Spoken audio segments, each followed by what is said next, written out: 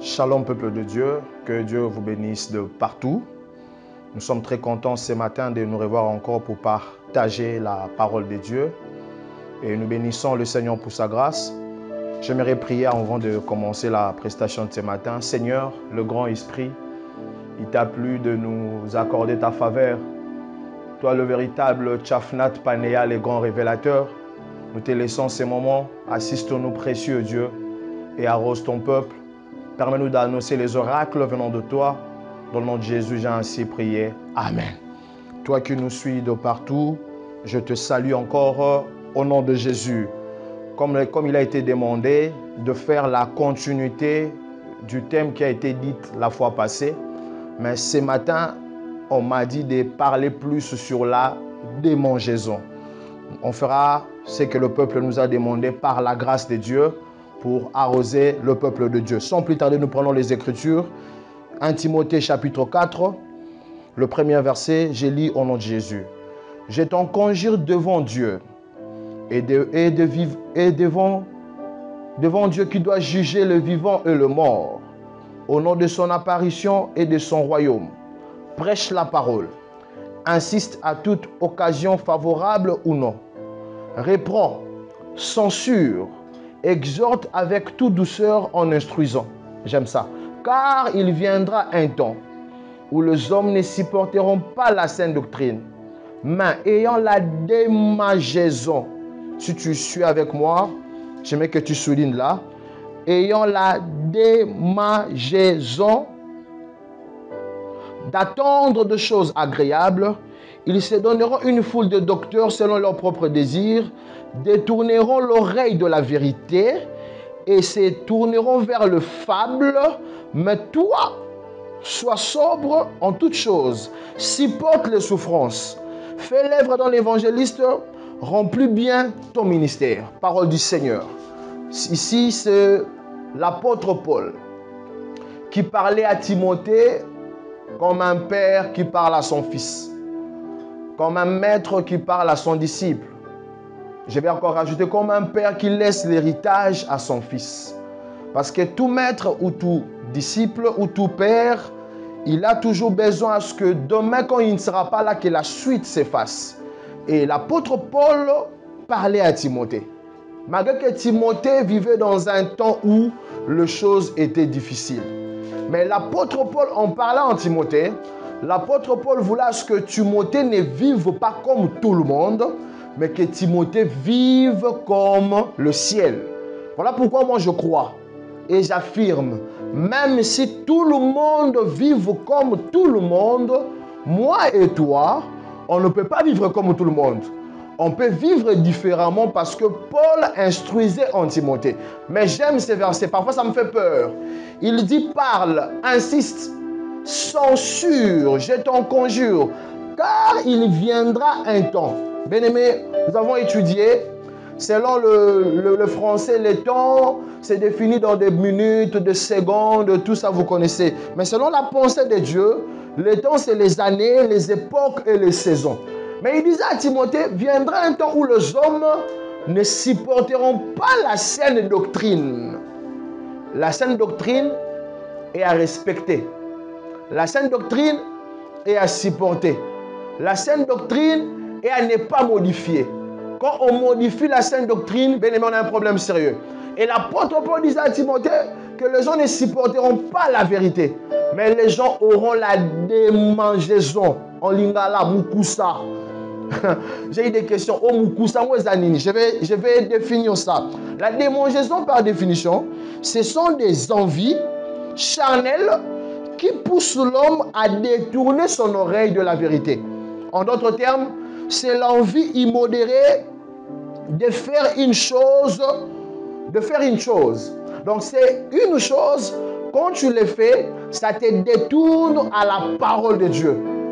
Et l'apôtre Paul, quand il parlait à Timothée, il voudra que Timothée ne vive pas comme tout le monde, mais que Timothée a ce temps qu'il reste sobre. En lingala sobre, la sobriété au Saint-Géla, qu'il veille sur lui. Bien-aimés, nous vivons un temps très compliqué. Nous vivons un temps très difficile. où la démangeaison agit. Ce sont des envies charnelles. Je vais m'asseoir parce que quand je parle des envies charnelles, c'est rapidement dans le livre des Galates 5, 17. Là on énumère quelques citations du péché. Où je vais citer peut-être en parlant. Et j'aimerais dire à quelqu'un, il n'y a pas un grand péché, un petit péché. Tout péché est péché. Et Dieu est le péché. Écoutez-moi, peuple de Dieu. En dehors de principe, Dieu ne bénit pas. Moi, j'ai dit amen à ça moi-même. Dieu bénit que dans ses principes.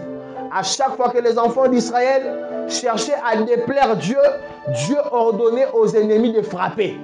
Et à chaque fois qu'ils revenaient, et Dieu revenait vers eux. C'est-à-dire, quand tu marches dans le principe, quand tu ne marches pas selon tout le monde, pendant que tout le monde pense vivre comme tout le monde, mais toi tu vas vivre selon Dieu, sache que tu seras mis à part et la main de Dieu sera sur toi. Parce que l'apôtre Paul instruisait en Timothée, en disant à Timothée ceci, mais toi, fais l'œuvre d'un évangéliste. Rappelle bien ton ministère et sois sobre. Église, écoutez-moi ce matin. Je vais dire à quelqu'un, veillons sur nous, s'entraidons, écoutons la parole, car l'iniquité agit déjà en mystère, car la séduction frappe déjà. Et quand l'apôtre Paul parlait de cette chose ici, il voyait loin comme un prophète, parce qu'on parle du temps. Seigneur, merci. Dans la Bible, je vois un frère au nom de Jacob. Ça parle aussi du temps. Jacob, on l'a ravi Joseph. Mais pendant ce temps-là, Jacob avait comme consolateur Benjamin. Je parle du temps. Je vois encore dans la Bible un frère au nom de Job. Il a vécu le temps où il avait et il a perdu. Mais dans le temps où il a perdu, Job avait comme le consolateur les taisons. J'aime ça. Les taisons permettaient à Job de se gratter pour se consoler. Je vais dire quoi par là? Dans les temps, peu importe le vent, peu importe la tempête, la chose qu'il faut avoir, c'est le Saint-Esprit. Quand tu marches avec le Saint-Esprit, tu ne vivras pas comme tout le monde. Parce qu'il est écrit, marchez selon l'Esprit et vous n'accomplirez pas les désirs de la chair. J'aime ça, Seigneur, merci. Le désir de la chair, c'est la mort. Ça, c'est la précision. Le désir de la vie, c'est l'esprit et la paix. C'est-à-dire, quand tu marches en désaccord, quand tu vis dans la démangeaison, sache qu'il nous reste peu de temps. Comme Hébreu me dit, encore un peu de temps, que celui qui viendra, et il viendra et il ne tardera pas. Bien-aimé, écoute-moi. Dans le temps de la démangeaison, ce qu'on doit faire, on doit avoir la maturité. L'église doit grandir. La maturité dont je parle n'est pas la chiffrologie. Mais la maturité dont je parle, c'est la position que tu as par rapport à la parole de Dieu. Parce qu'en Apocalypse, la Bible dit que l'esprit et l'épouse disent viens. C'est-à-dire, l'esprit doit attester à l'époux que l'épouse a grandi. Jésus-Christ de Nazareth reviendra prendre l'épouse qui a la maturité. Or, pour avoir la maturité, il faut écouter les ministres à la parole. L'autre fois, on a dit, il y a même certains ministres à la parole qui se disent ministres, mais qui sont séducteurs. Choisis là où tu dois écouter la parole de Dieu. Je vais rajouter un verset. Jean chapitre 21, le 18e verset. Là, il dit ceci. En vérité, je te l'ai dit, quand tu étais plus jeune, écoute-moi bien, tu t'es saigné toi-même et tu allais où tu voulais. Mais quand tu seras vieux, tu t'entraîneras tes mains et un autre t'enseignera et te ramènera où tu ne voudras pas. Écoutez-moi, la sobriété n'est pas pour le jeune. La sobriété, c'est pour le vieux. Quand on reçoit le Saint-Esprit, on n'est plus jeune. On devient vieux. Parce qu'un vieux n'a pas de sentiments. Un vieux ne marche pas selon lui, mais un vieux marche avec les bâtons. Ici, on nous parle, quand tu étais jeune, tu faisais tout toi-même. Tu dépendais tout de toi. Mais quand tu seras vieux, tu ne dépendras plus de toi, tu dépendras du troisième pied. Parce qu'un vieux a les deux pieds, plus le bâton, ça fait 3. Un vrai enfant de Dieu n'est pas jeune. Un vrai enfant de Dieu devient vieux. Parce qu'un vieux n'a pas de sentiments. Un vieux ne fait pas des choses selon lui, mais il fait des choses selon la conduite du bâton. Et voilà pourquoi on nous dit ici, quand tu seras vieux, tu ne le feras pas, mais on fera pour toi. Bien-aimé, pour vaincre cet homme, pour vaincre la démangeaison, pour vaincre l'apostasie, pour vaincre la séduction, ne sois pas jeune, sois vieux. Deviens vieux. Laisse-toi être emporté par l'Esprit de Dieu. Laisse que l'Esprit t'emporte. Laisse que l'Esprit te conduise. Laisse que l'Esprit te marche avec toi. Parce que si tu es conduit par l'Esprit, tu ne vivras pas comme tout le monde. Vous savez, nous vivons un temps de tâtonnement où on ne sait pas reconnaître qui est réellement dans le vrai et qui est réellement dans le faux. Mais ceux qui ont l'Esprit sauront qui sont dans le vrai, qui sont dans le faux. Et j'aimerais interpeller quelqu'un ce matin. Parce qu'il y a même des gens, toi tu veux faire du bien, mais la chair t'impose de faire du mal. L'apôtre Paul l'a dit l'autre fois. Le mal que je veux faire, que je ne veux pas faire, je le fais. Mais le bien que je veux faire, je ne le fais pas. Parfois, tu te décides de ne pas faire du mal. Mais tu ne comprends pas, tu te retrouves dans le mal. C'est parce que tu ne te laisses pas emporter. Moi, je crois que tu peux faire une semaine sans péché.